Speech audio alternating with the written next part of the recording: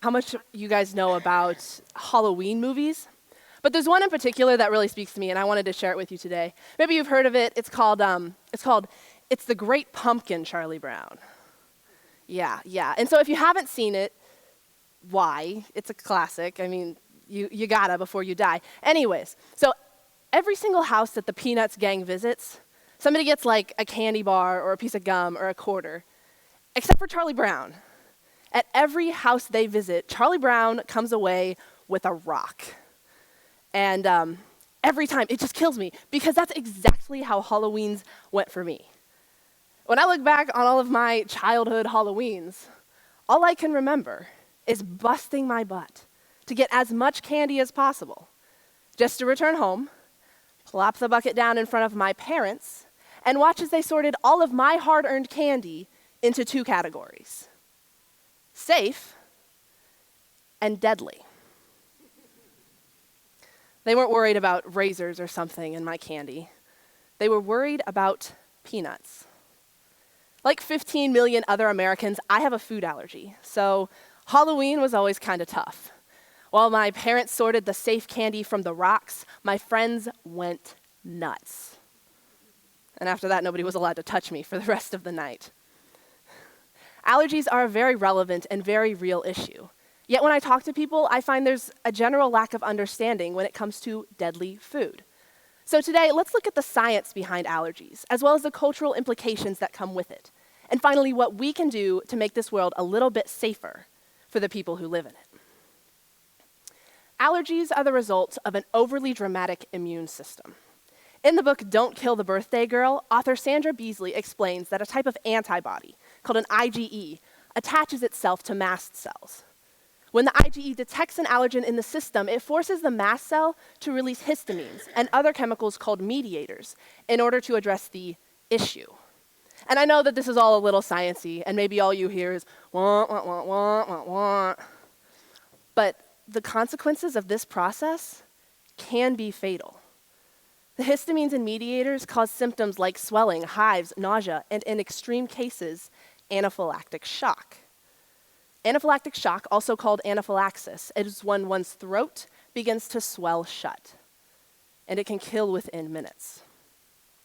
According to Food Allergy Research and Education, there are 8 major allergens, which include peanuts, tree nuts, gluten, soy, milk, eggs, fish, and shellfish. After January of 2006, the FDA mandated that all companies were required by law to list clearly in their packaging if they contained any of those allergens, in a policy that has literally been a lifesaver, especially as allergies, and especially as peanut allergies, continue to increase.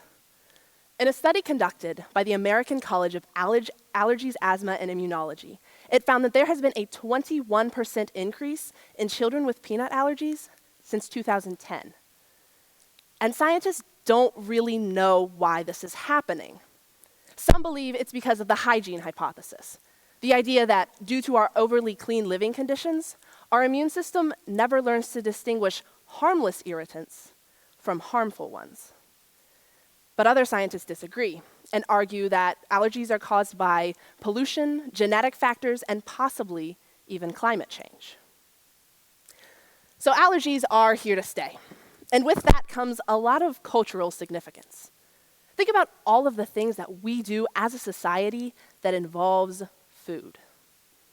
I already talked about Halloween, but there's still Thanksgiving dinners, Christmas cookies, Easter brunches, and let's not forget about birthdays. When I was a little girl, my mom would send me to birthday parties with my own personal cupcake in my own personal Tupperware dish. I was that guy.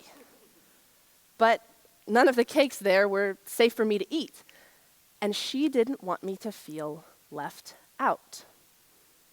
A study conducted in 2006 by the Food Allergy and Anaphylaxis Network found that 54% of teenagers admitted to eating something that contained a tiny bit of an allergen. And you might be wondering, what kind of blockhead would take a risk like that? But information provided by the Food Allergy and Anaphylaxis Network says that a child with an allergy is twice as likely to be bullied And 25% of parents who responded to a survey said their child did not participate in camps or sleepover activities because of their allergy. After years, decades, a lifetime of facing that kind of difference, that kind of otherness, is it impossible to understand why someone would take a risk like that? I mean, honestly, sometimes it's just easier to eat the ice cream than go hunt down the manager and interrogate them about scoop washing techniques. But something always snaps me out of that mindset. When I was 12 years old, my mom came in my room and she sat down on my bed and she told me about a girl in California who accidentally ate a peanut butter Rice Krispie treat. She was 13 years old, and 2 hours later, she was dead. And that's the reality. That is what I live with every single day.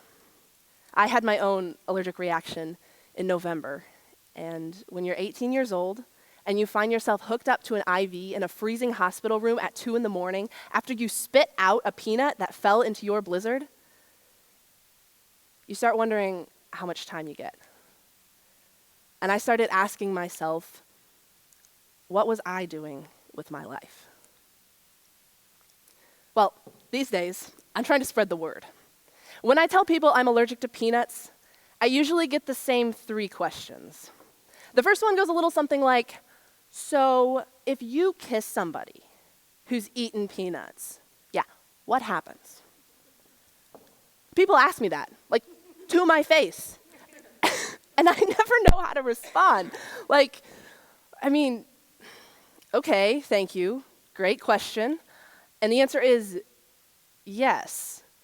If you've had a peanut in the last 4 hours and you kiss me, I could go into anaphylactic shock. Okay, can you imagine trying to explain that to someone? Like, you're in the hospital and the triage nurse is like, what's wrong? And you're like, well, I was just making out with my boyfriend, as you do, and, well, it was just one of those kisses that really took my breath away. Yeah. I'm not saying that we should stop kissing people. I'm not even saying that we should stop eating peanuts. I'm saying use some common sense and be aware of your surroundings. Wash your surfaces when you're done eating. Clean your hands when you're finished with your snack. And most importantly, be cognizant of the people around you. For example, how many of you know if a friend or a relative or a coworker or teammate has an allergy? Do you know what to do if there's an emergency? Which brings me to my second most commonly asked question. Have I ever used the EpiPen? No, I have not. Should I have used the EpiPen? Oh yeah, on a couple different occasions. But it's intimidating. Stabbing yourself with a giant needle and calling 911 isn't really my idea of a good time. But the fact of the matter is, EpiPens are easy to use and they save lives. You can find them in pockets, purses, backpacks, maybe even the glove box of someone's car. And all you have to do is remove the blue cap and inject into the outer thigh for 3 seconds, and then immediately call for an ambulance. And I understand that that's kind of terrifying. But I'd like to point out that it's not quite as terrifying as suffocating to death. The third and final, most frequently asked question is what happens? What happens to you when you come in contact with peanuts? Well, usually for me, I brush up against something and I get like a rash down my arm.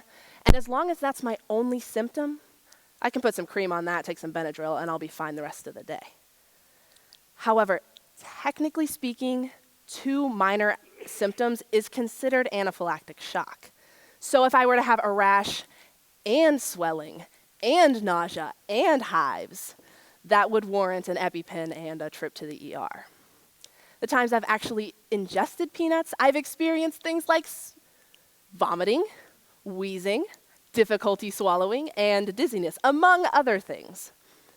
And I feel like that'd be a pretty miserable way to go out. But the conclusion that I've come to is I can't spend my entire life fearing peanuts. I gotta learn how to live with an allergy.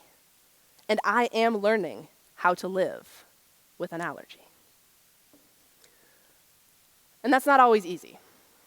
And there are some days when I can really relate to Charlie Brown and all of his struggles. And yeah, okay, the irony of relating to a TV show called Peanuts is not lost on me. But I have come a long way since all of my childhood Halloweens. I know about antibodies and IgEs and symptoms and allergens and risk-taking teenagers and EpiPens. I even know a little bit about kissing. So what I encourage you to do, all of you parents, healthcare providers, teachers, scientists, researchers, human beings, is go out there and ask more questions. Conduct more studies, do more research. Because a safer, healthier world for everyone is within reach.